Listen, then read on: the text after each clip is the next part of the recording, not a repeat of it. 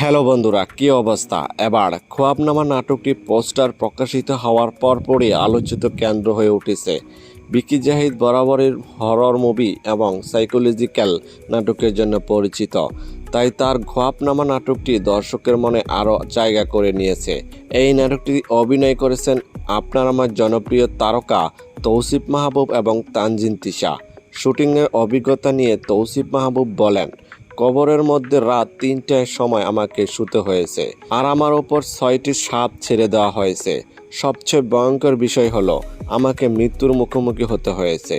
আমি লাশের চরিত্র অভিনয় করেছি। শুটিংয়ে আমাকে মাটি দেওয়া হয়নি, শুধু সাপ দিয়ে শুটিং করা হয়েছে। কোনো সাপ মুখের উপর, বুকের উপর, মাথার উপর দিয়ে যাচ্ছিল। খুব ভয় পেয়েছিলাম। অনেকে মনে করেছে এটা এআই, কিন্তু না, আমার কাছে ভিডিও আছে। নাটক খোয়াবনামা এবার দর্শকের কাছে প্রচুর জনপ্রিয়তা পাবে।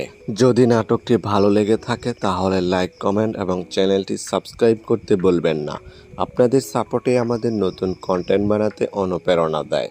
নতুন নাটক, নতুন আপডেট আর নতুন চমক নিয়ে দেখা হবে পরের ভিডিওতে।